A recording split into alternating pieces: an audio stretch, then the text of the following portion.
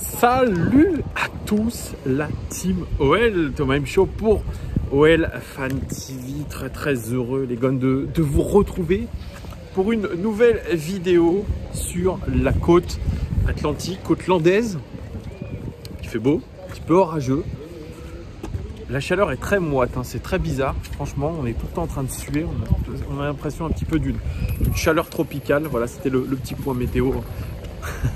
À défaut d'avoir un autre point, eh bien nous avons le point météo. Regardez, ceux qui ne sont pas en vacances, c'est pas pour vous narguer, mais c'est pour que vous puissiez un petit peu profiter du panorama.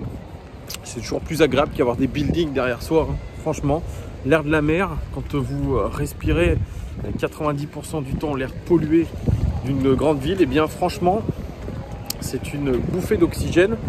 Sans jeu de mots. Voilà les gones. Alors, nouvelle vidéo OL Daily Mercato, parce que l'Olympique Lyonnais prospecte.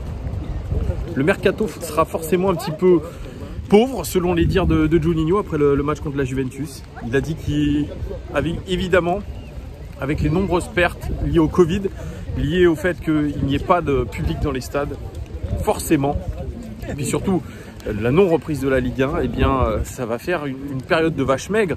Surtout si nous ne nous qualifions pas pour une Coupe d'Europe. Pour l'instant, c'est compliqué. Ça reste dans le domaine de l'irréalisable quasiment. C'est un miracle si on arrivait à finir champion d'Europe. On va quand même garder notre optimisme.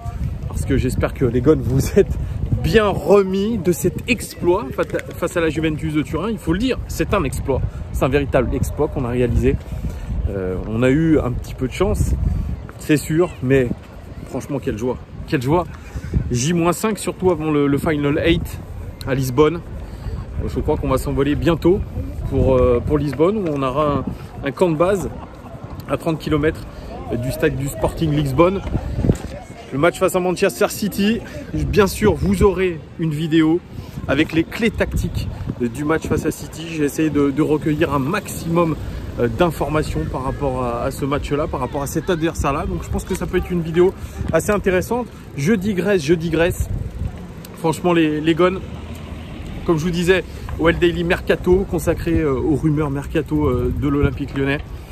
Oui, donc ça sera un petit peu les vaches maigres, c'est Juninho qui l'a dit. C'est aussi Jean-Michel Aulas qui l'a dit récemment dans une interview où d'ailleurs il fait l'éloge de Rudy Garcia qui a gagné beaucoup de points, comme dans les grands matchs, n'est-ce pas? Voilà. Et dans cette interview, il dit que nous avons perdu évidemment 100 millions à cause de la crise du Covid et de la non-reprise du championnat, et puis qui s'ajouterait aux 80 millions de pertes liées à une non-qualification en Coupe d'Europe. Donc évidemment, le mercato, ça sera un mercato de vache maigre, comme l'a dit d'ailleurs Juninho. Plus de départs que d'arrivées, en tout cas on espère. Sur le marché des transferts, Kenny Tété, Bertrand Traoré, pour ne citer que. On peut parler aussi peut-être de Raphaël. Il y en aura plusieurs qui seront concernés, ceux qui auront évidemment la plus grosse cote sur le marché des transferts, c'est une évidence. Mais pour s'en séparer, ça va être compliqué puisque la plupart ont un gros salaire, ont un contrat plutôt avantageux. Donc évidemment, ces joueurs-là qui sont invités à partir, il faut leur trouver un point de chute. Et ça, c'est le plus compliqué. Ça va être la lourde tâche de Juninho en tant que directeur sportif. Essayer d'en faire partir. Lui, il veut un groupe avec un état d'esprit. Voilà. Comme on a vu face à la Juventus de Turin. Peut-être un effectif plutôt réduit, mais avec un super état d'esprit. Et on sera obligé évidemment de s'adapter. Donc, on s'attend aussi au départ, évidemment. Alors, on a des joueurs sur la liste des transferts. On a aussi des joueurs qui sont en instance de départ. Parce que, évidemment, ce sont les meilleurs joueurs de notre effectif.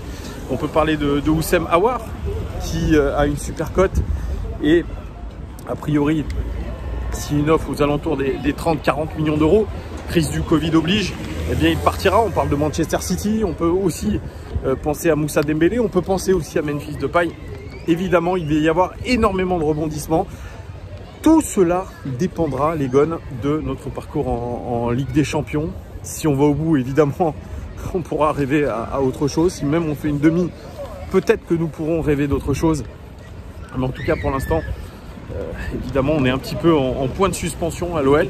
Et on est obligé de se confronter à cette réalité et d'adapter un petit peu notre mercato qui débutera probablement après la campagne européenne, c'est-à-dire après la fin du mois d'août, début septembre. Et on est obligé un petit peu de prévoir, mais de prévoir à moindre coût, même si aujourd'hui, si on veut absolument commencer à travailler l'avenir, il faut forcément regarder du côté des pays un petit peu, des pays comme l'Amérique du Sud par exemple, pour aller rechercher, ou alors les pays des Balkans aussi, donc trouver des joueurs à fort potentiel qui sont capables de progresser chez nous, qu'on puisse acquérir à moindre frais. On se rend compte que c'est extrêmement compliqué d'acquérir des joueurs aujourd'hui à moindre frais, évidemment, parce que aujourd'hui les clubs le savent. Un joueur qui a du talent, qui est jeune, c'est entre 12 et 15 millions d'euros. C'est ce que je vais vous dire d'ailleurs avec cette vidéo qui est surtout consacrée à une rumeur en particulier. Alors il y avait une piste, rappelez-vous les Gones, qui menait à Pellistri. C'est un jeune ailier uruguayen qui a 18 ans, qui évolue du côté de Peñarol, le gros club d'Uruguay. J'ai croisé Bruno Chéroux, c'est ce que j'avais mis sur Twitter il y a à peu près une semaine, à la gare de la Part-Dieu. Voilà, je partais à Paris. Et il m'a dit que cette piste menant à Pellistri, elle était plutôt en bonne voie. Donc, force est de constater que apparemment il ne m'avait pas trop menti, puisque dernièrement, on parle que l'Olympique Lyonnais a fait une offre un peu plus conséquente que sa première. C'est une offre, je crois, évaluée à un peu plus de 10 millions d'euros avec quelques bonus, puisque Peñarol, je crois, en réclame à peu près 15 millions pour un joueur, c'est vrai, un joueur d'avenir, mais franchement, un joueur qui a énormément de talent, qui nous ferait vraiment du bien dans notre jeu. On n'a pas d'ailier de débordement et c'est vraiment le profil ciblé par Juninho, par Bruno Chéroux notamment, de cet ailier de débordement, un joueur capable de déséquilibrer une défense à lui tout seul, capable d'avoir sur lui mobilisé 2-3 joueurs, voilà, qui puissent permettre de créer des brèches par exemple au milieu de terrain. Ça c'est ce qui nous manque aujourd'hui depuis quelques années à l'Olympique Lyonnais. Alors ça fait un petit peu peur pour Ryan Cherki, parce que vous avez vu, tout comme moi, qu'il n'est absolument pas rentré ni contre le Paris Saint-Germain, ni contre la Juventus de Turin. Donc j'ai l'impression que dans la hiérarchie déjà, Ryan Cherki a considérablement reculé. Et évidemment que si on recrute un joueur ailier de débordement, forcément il va encore reculer un peu plus dans la hiérarchie. Lui, alors c'est pas un joueur de côté, c'est comme ça qu'on me l'a décrit. Ryan Cherki, c'est pas un joueur de côté, il aime jouer derrière l'attaquant, donc ça complique un petit peu les choses. Pourtant il aurait le potentiel pour jouer en tant qu'ailier de débordement, mais bon, personne ne veut le faire non plus. Donc on est en train de rechercher un style de joueur qu'on ne trouve pas forcément en France, et qu'on va aller plutôt du côté des pays un petit peu techniques, les Balkans notamment, l'Amérique du Sud avec Pellistri. Alors si la piste Pellistri venait à échouer, l'Olympique Lyonnais se serait renseigné sur Filip Stefanovic du Partizan de Belgrade. Ça c'est un quotidien italien qui dit ça. C'est un joueur intéressant, 17 ans. 17 ans, alors le Partizan Belgrade, qui est un gros club de Serbie, réclame 15 millions d'euros pour lui, comme je vous ai dit. Le moindre joueur aujourd'hui qui est un petit peu talentueux, eh bien, j'ai failli me faire renverser par... Ça grouille de monde, hein. C'est vrai que le moindre joueur un petit peu technique aujourd'hui, c'est 15 millions d'euros. Jeune et technique, talentueux, c'est 15 millions d'euros. Alors bien sûr, l'OL ne pourra pas mettre 15 millions d'euros, sachant que le mercato est aujourd'hui un petit peu compliqué, comme je vous l'ai dit, avec la crise du Covid. Donc il négocie au maximum. L'OL, je pense, serait même prêt à proposer moins de 9 millions d'euros pour un joueur comme ça. Mais c'est un joueur qui a vraiment fait une première saison professionnelle. Il n'a même pas 18 ans, dites-vous bien ça. Il n'a même pas 18 ans et il a réalisé une première saison de haut vol, puisqu'il a marqué 9 buts et 3 passes décisives quand même, pour un joueur qui est assez intéressant. Je dirais qu'on n'a vraiment pas ça dans notre effectif, hein. Un joueur qui est capable de jouer, faux pied, qui va très très vite, puisqu'il fait 1m75, donc il est pas très grand, la taille de Ryan Cherki, mais j'ai même l'impression qu'en vitesse d'exécution, il va plus vite que Ryan. Passement de jambes, tout ça, il est déjà assez complet, bien sûr. tout joueur de ce talent-là, de cet âge-là, bien sûr, n'est pas complètement mature.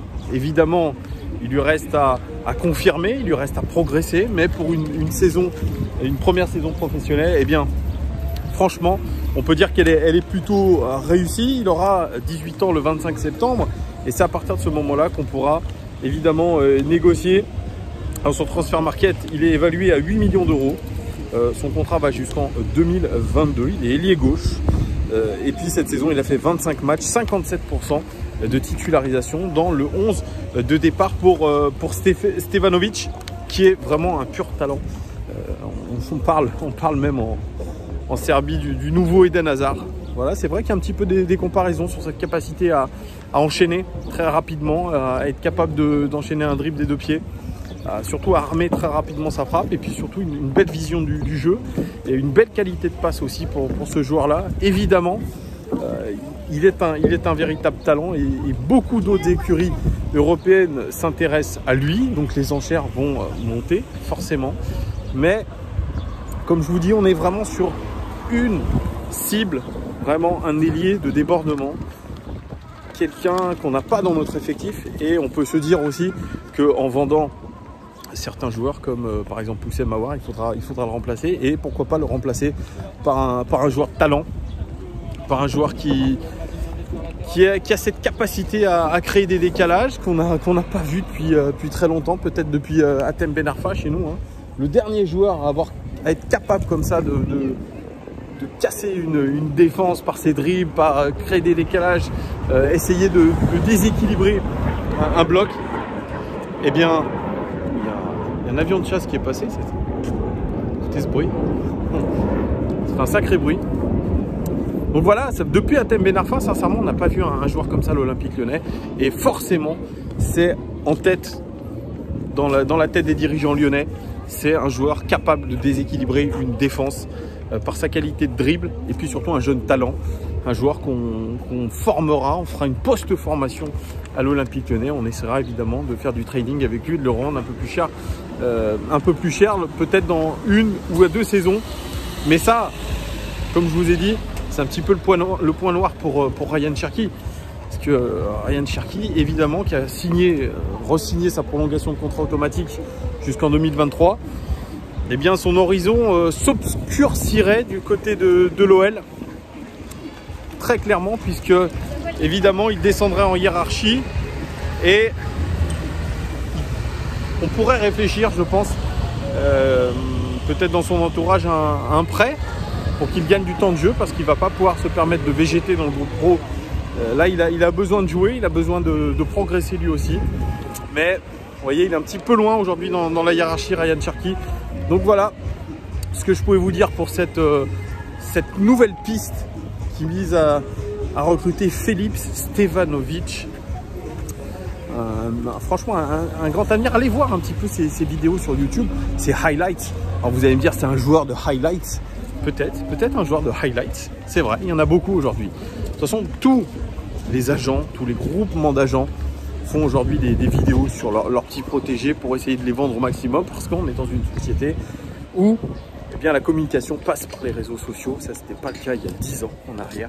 Aujourd'hui, même si vous n'avez jamais vu un match du Partizan de Belgrade, eh bien, vous avez les highlights du joueur, par exemple. Et ça, c'est très intéressant. Ça permet de se faire une idée. En tout cas, ce sont on voit pas forcément les faiblesses, même pas du tout les faiblesses du joueur. Mais en tout cas, eh bien, on voit quand même ses forces. Et je trouve que sur cette vidéo, on voit bien ses forces. C'est un joueur qui fait lever les foules. C'est un joueur pour lequel peut-être on se dit on va prendre sa place au stade parce qu'on va avoir du spectacle. Et ça, je crois qu'aujourd'hui, pareil, dans cette génération réseaux sociaux, on a besoin de joueurs comme ça, des Neymar, des joueurs très techniques, des Eden Hazard, des Cristiano Ronaldo même, voilà, des Lionel Messi. On aime voir des gestes techniques. Ben Arfa aussi en son temps. Là, il est un peu sur la pente descendante, je vous l'accorde. Mais franchement, c'était un régal à l'époque quand il était à l'Olympique Lyonnais. Hatem Ben Arfa, ça a été un joueur fantastique, vraiment. Ça a été un joueur fantastique. Donc voilà, c'est vrai, on aimerait ramener aujourd'hui au Groupama Stadium un joueur qui est capable aujourd'hui d'illuminer le jeu et d'apporter quelque chose d'autre, une autre palette, à notre jeu. Voilà les gars, ce que je pouvais vous dire par rapport à cette piste-là, par rapport à la piste aussi Pellistri, qui est plutôt, je le dis bien, plutôt en bonne voie.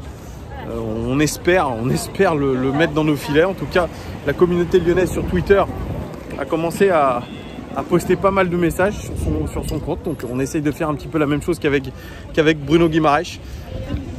Croise les doigts, Pellistri, on espère qu'il signera l'Olympique Lyonnais. Voilà, dites-moi tout en commentaire les gars. Qu'est-ce que vous pensez de cette nouvelle piste et surtout la piste Pellistri? Entre les deux joueurs, entre Stevanovic et Pellistri, qui prendriez-vous? Est-ce que vous pensez que c'est ce genre de joueur qu'il nous faut à l'Olympique Lyonnais? Voilà, je vous souhaite une très belle fin de journée, une très bonne nuit, très bonne journée. Ça dépendra à l'heure à laquelle vous regardez ma vidéo. Et puis merci en tout cas de tous vos super commentaires, vos abonnements. Abonnez-vous si vous n'êtes pas abonné. Posez un like si vous avez aimé cette vidéo. Et puis vraiment, je vous souhaite le meilleur. Surtout de très bonnes vacances et surtout rappelez-vous J-5 avant le match face à Manchester City dans le Final 8 de la Ligue des Champions. Portez-vous bien les gars. Ciao.